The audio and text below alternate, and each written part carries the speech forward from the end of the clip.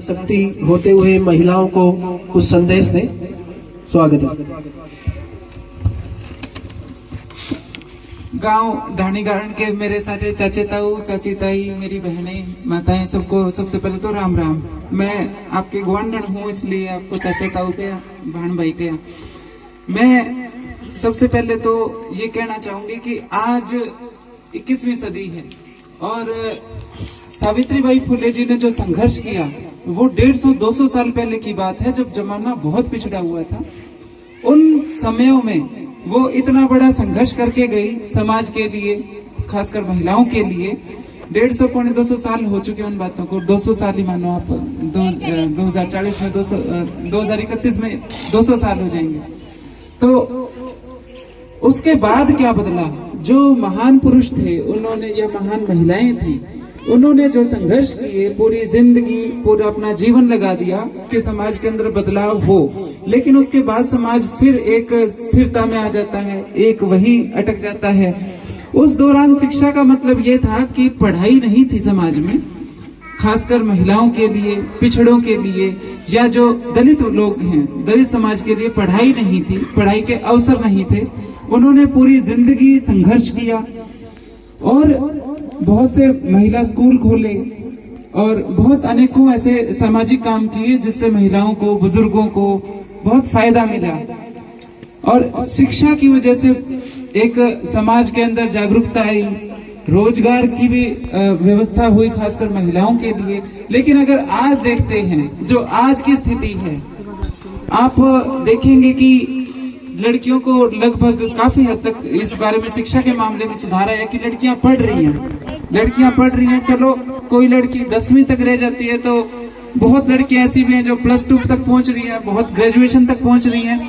लेकिन जो सबसे दुखद पहलू आज के तारीख में है, आज के टाइम में है, MSc BSc करने के बाद भी अगर लड़कियों के जीवन में कोई असर नहीं पड़ता। शिक्षा किस लिए होती है? शिक्षा का मकसद क्या है?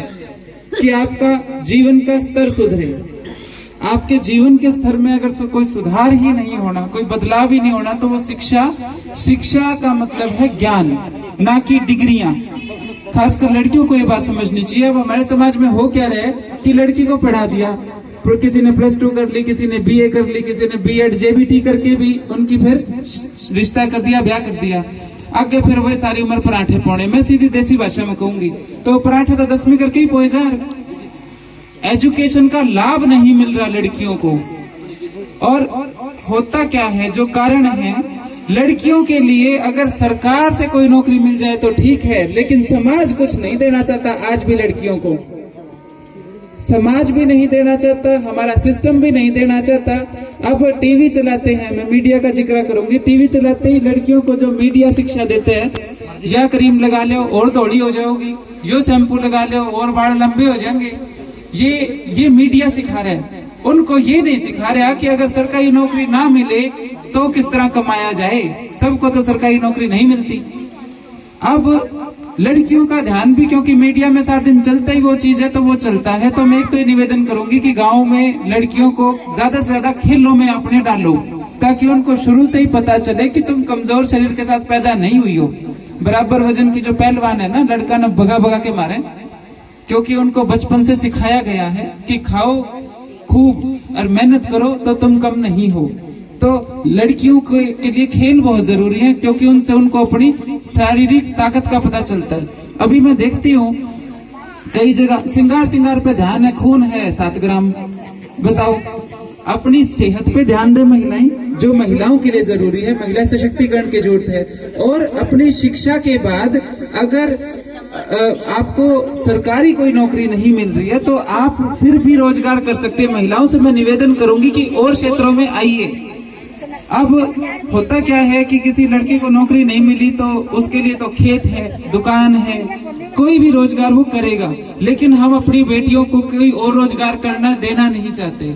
हम नहीं चाहते महिला की कोई दुकान पे बैठे। क्यों महिलाएं दुकान नहीं चला सकती? क्या चला सकती है। हम व्यापार में एंट्री नहीं करने देते महिलाओं को।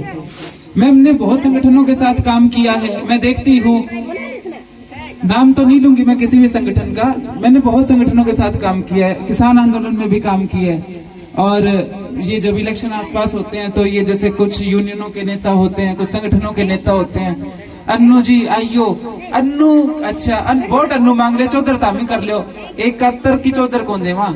हम महिलाएं भी चौधर करना जानती हैं। लड़कियों ये बात समझो। अब मेरे को तकलीफ इस बात की होती है कि 50% रिजर्वेशन इसमें मिले अपने को महिलाओं को। ये जो पंचायती राज के चुनाव हैं, सरपंचनी बनी, जिला पार्षद बनी, और जब आंदोलन में हम थे, हम जाते थे गांव गांव में, कहा महिलाओं निकला करो, देश का मामला है, राष्ट्रीय मामला है, तुम भी किसानों के घरों में जाम रही हो, आया करो। बोले आण कौन दे। और जब ये सरपंचनी खड़ी हुई, जब ये 50-50 लुगाइया की डार वोट मांग दी, हंड में खाई क्यों कर निकल गई। तो उसके पीछे जो कारण है, कारण ये कि वो तब निकल पाती है जब पीछे घर से इशारा हो कि निकल, बिना निकले पार को नहीं पड़े। तो इनको आम जीवन में भी निकलने का इजाजत दो आप लोग, खासकर कमाने के लिए, बिजनेस के लिए।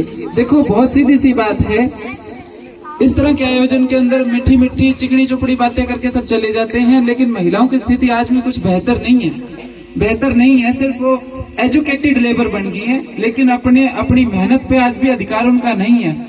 निर्णय लेने का अधिकार जब तक आपको नहीं है, वो पढ़ाई भी काम नहीं आ पाती। MSc करके भी अगर पराठे ही पोड़े हैं तो वो तो 10वीं करके ही भोजन, जैसे मैंने पहले बता दिया, उस MSc का फायदा उठाना भी महिलाओं को सीखना होगा।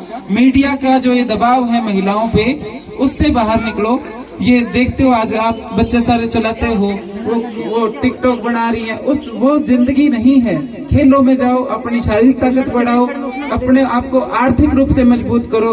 और एक मैं ये भी कहना चाहूंगी कि अगर कोई वाकई बाबा साहब अम्बेडकर को मानता है, कोई पुरुष, या सावित्रीबाई फुले या ज्योतिबा फुले के संघर्ष को सलाम करता है, तो उसे कम से कम महिलाओं को बराबरी का आर्थिक अधिकार भी देना चाहिए। चलो ठीक है, सिस्टम एकदम नहीं बदलते, लेकिन धीरे धीरे तो बदलो। अब मैं कई जगह देखती हूँ, लड़की की शादी करेंगे, बजट होता है सबका अपना अपना, कोई गरीब है, कोई अमीर है, किसी का 5 लाख का बजट है, किसी का 2 का है, किसी का 15 का भी है। शादी करेंगे, गांव ने निंदा दे दिया, गोलगप्पे खुआ दिए, लोग कमी काट के बोले नून कम था, मिर्च घनी थी, ठीक। उसके बाद बेटे ने गाड़ी दे दी, वो गाड़ी बेटे चलाओगा, छोरी घर बैठी भांडे रगड़े है, और वो गाड़ी 2-4 साल में टूट गई, वो बेच दी, या मतलब वो 5-4 साल में गाड़ी खत्म हो ले। टूम गाली सासराड़ा ने चाहे पीराड़ा ने, वो लोकर में दर दी, और वो टीड़ दी थी, वे टीड़ 1-2 साल में पुरानी हो जाए, पट जाए। लड़की को क्या मिला? वो 10 लाख या 5 लाख 2 लाख जो भी आपका बजट है, कम से कम उसको आर्थिक रूप से दे दो। कह दो मैसो तो एक सूट में आओगी भाई, हम अपनी लड़की को आर्थिक रूप से ताकतवर करेंगे। समझो इस बात को कि कल को कोई दुख सुख हो जाए तो उसके वो पैसा काम आ सके। हम अपनी लड़की को आर्थिक रूप से मजबूत करते नहीं हैं, ये कमी हमारी है, समाज की है, लड़कियों की कमी नहीं है। अब यूं मैं एक चीज और भी है, ये महिलाओं को समझना पड़ेगा। जैसा अभी एक पूर्व वक्ता ने कहा कि महिलाएं ही महिलाओं को ताकतवर कर सकती है, ये सही बात है। अब किसी महिला को, वैसे तो हम बराबरी की बात करते हैं, पर किसी के 2 लड़कियां हो जाएं तो वो आज के जमाने में भी, जबकि जमीन थोड़ी रहेगी, घर छोटे छोटे 100-100 गज के रहेंगे, अब पता है ये और आगे जनता बढ़ेगी तो ये और छोटे होंगे, लेकिन फिर भी 2 छोरी हो जाए तो गांव की लुगाई आके कोई न राम देगा, दीवा चसेगा तारा भी, अरे ये मोमबत्ती चस रही, किम चांदना करेंगी तो ये कर देंगी, दीवे किसे नाल करे, सबने बेरा पी के सिर फोड़े हैं। अभी ये भाई साहब ने गाना सुनाया नशे पे, ये हालात हैं। कई बार हमारी बातचीत होती है संगठनों में, तो कहते हैं नशे पे, भैया भाषण देने से नशा कंट्रोल नहीं होगा। तो बोले क्यों करोगा? मेरी बहस होती है खासकर पुरुषों के साथ, वो कहते हैं बंसी लाल ने कही थी शराबबंदी, नकली बिकन लगी। मैं कहा वो बात ठीक है आपकी, चीजें एकदम से नहीं बदलती, लेकिन जब राशन के डिब्बों पे महीने में एक बार 20 किलो दाने देने खातर ये मशीन लगा रखी है, अभी गुठा टेकोगे तो 20 किलो दाने मिलेंगे, और जिसने एक बार गुठा टेक लिया, दाने ले लिया, उसने दोबारा कौन मिले?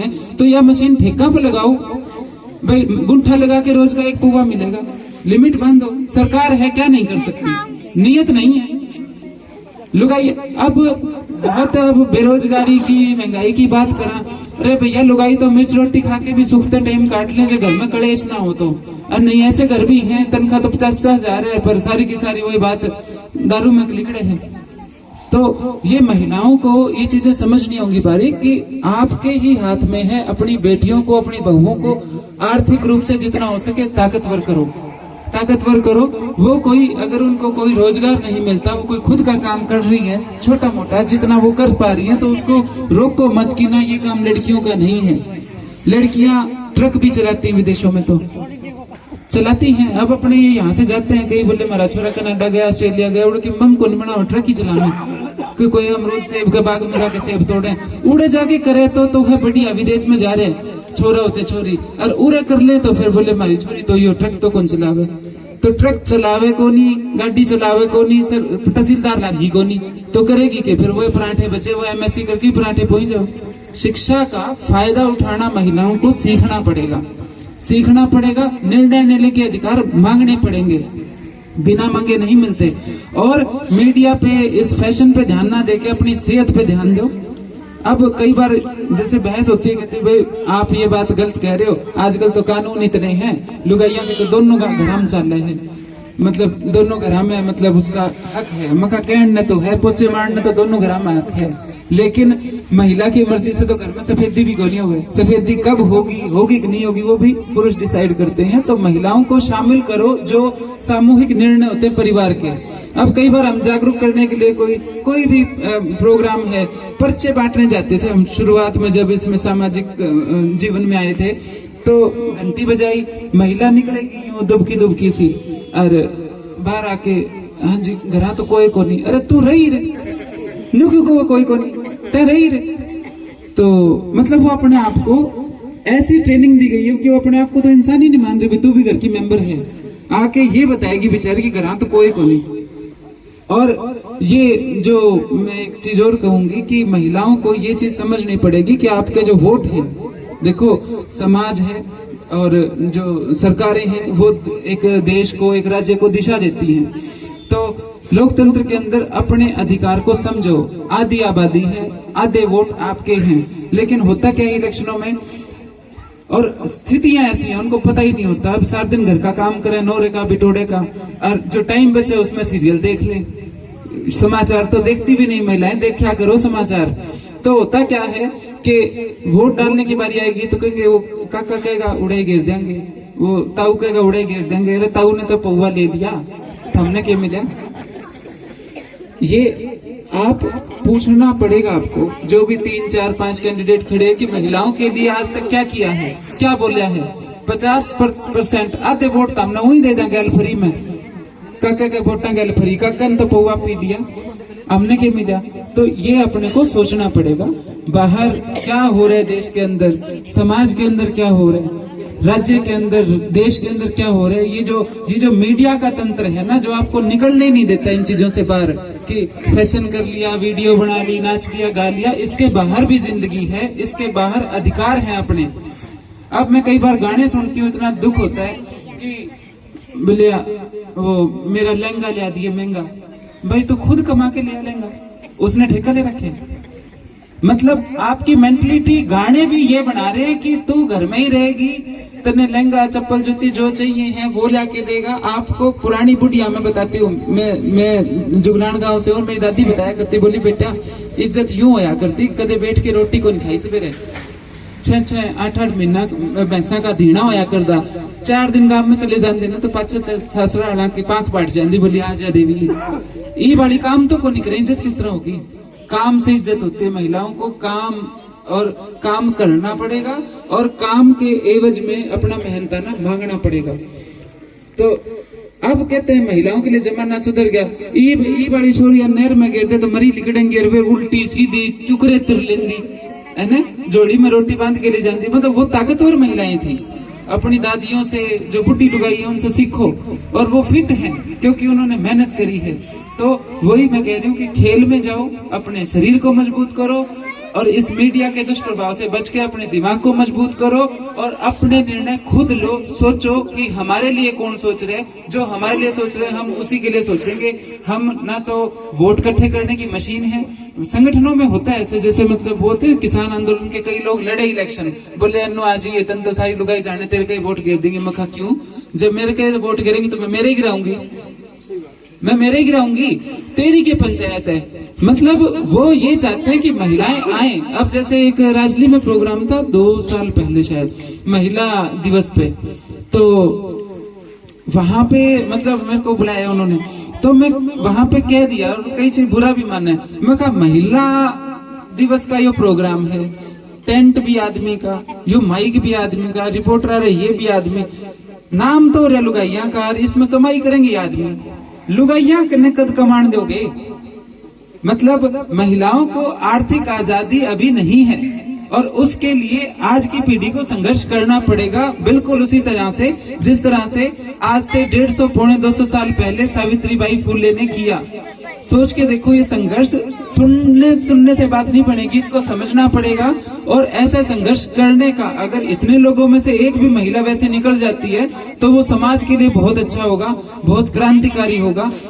और बहुत बातें हैं जो मैं करना चाहती हूँ, लेकिन फिर कभी करेंगे, लंबी बात होगी है। तो मैं बेटियों को ये कहूंगी कि अपनी ताकत को पहचानो और अपने अधिकार, और अधिकार का मतलब ये नहीं कि पुरुषों को टॉर्चर करना अपने अधिकार पाना होता है। कई बार मैं ये भी देखती हूँ कि जो कानून बनाए इसका दुरुपयोग होता है, लड़ाई मियाँ बीबी की ना भीतर करा दे बुढ़े बुढ़ी ने, वो भी गलत है, वो भी गलत है। तो अपने अधिकार मांगने हैं, किसी के अधिकार छीनने नहीं है। हाँ, तो अपने बुजुर्गों का सम्मान करना ये भी हमारा कर्तव्य है। अब मैं समाज के अंदर कुरीतियां भी देखती हूँ कि आजकल एजुकेटेड लड़कियां हैं तो वो जमाना तो रहा नहीं दब के, तो कोई बात हो जाती है तो वो अपनी झल्लाहट, अपना गुस्सा अपने सास ससुर पे उतारना, उनको इग्नोर करना, वो भी गलत है। देखो, वो भी किसी के माँ बाप हैं, सास ससुर की सेवा करो, अपने माँ बाप की भी सेवा करो। और ये जो कानून है दहेज के खासकर, और ये इसमें 70-80% केस फर्जी होते हैं। महिला आदमी औरत की लड़ाई है, बुजुर्गों के नाम लिखा दिए, बैड़ी नंदाताई के नाम लिखा दिए, वो भी गलत है। तो ये चीज मैं कहना चाहूंगी कि ये ताकत नहीं है, ये कमजोरी है। कानून का दुरुपयोग भी कमजोरी की निशानी है। तो सभी बेटियों से निवेदन है कि अपने आप को शारीरिक रूप से, मानसिक रूप से और खासकर आर्थिक रूप से मजबूत करने का काम करो। और मेरे चाचा तामों से भी निवेदन है कि अपनी बेटियों को जो भी रोजगार वो करना चाहती है वो करने का अवसर दें। उनको आर्थिक आजादी जब तक नहीं मिलेगी तब तक समानता नहीं मिलेगी। जो आर्थिक आजादी की जो खुशी होती है ना, वो असली खुशी होती है। ये मैं कहना चाहूंगी। मैं को उम्मीद है कि खासकर पढ़ी हुई लड़कियों को ये चीज समझ में आई होगी कि ये जो मीडिया सिखाता है या क्रीम लगा ली, यो पाउडर लगा दिया, इससे बाहर भी जिंदगी है। ताकतवर महिलाओं का मतलब ये नहीं होता। अब कई बार मैं मीडिया में देखती हूँ कि फलाने स्कूल में जींस पहनने पे पाबंदी लगा दी, निक्कर पे पाबंदी लगा दी। कोई बात नहीं, पौने बाजू के सूट पहनने वाली महिला भी बहुत ताकतवर हो सकती है। ये छोटे कपड़े पहनना कोई मजबूती नहीं होती। वो समाज का देखो सबका पहनावा है, लेकिन कई लड़कियां यूं ही समझ लें कि मैं पजामा पहन लिया तो ही मैं मॉडर्न होगी। नहीं, मैंने बहुत महिलाएं देखी हैं जो घूंघट में भी बहुत ताकतवर जीवन जीती हैं। वो उनका पहनावा है। पहनावे से आप किसी महिला की ताकत या कमजोरी डिसाइड नहीं कर सकते। तो जो आपका सामाजिक पहनावा है, जो आपको कंफर्टेबल है, वो पहनिए और अपने आप को मानसिक, शारीरिक और आर्थिक रूप से मजबूत और राजनीतिक। जैसे अभी मैंने देखी ये डमी बना दी। अब एक आर्यनगर में कुछ दिन पहले घटना हुई थी, मैं वहां गई थी तो मैंने देखा आसपास आधी सीटों पे सरपंचनी लुगाई बन रही है, जिला पार्षद बन रही है। और ये जब महिलाओं का मामला है, जुड़ते तब एक ही नहीं आ रही। वे आगे दौड़े कुर्ते गिरका गिरका के चौधरी में जिला पार्षद प्रतिनिधि। भैया प्रतिनिधि नहीं, छोड़ प्रतिनिधि घर रोड बोलेगा, हमने तो वह महिलाएं चाहिए रोड पे। समझ रहे हो बात को? तो ताकतवर महिलाओं को आगे लेके आओ ताकि वो आपके लिए बराबरी ला सके, सिर्फ आपको कठपुतली ना बनाए। ये मेरा कहना है। आप लोगों ने मेरे को यहाँ बुलाया, आप सबका बहुत बहुत धन्यवाद। धन्यवाद अनुसूरा जी।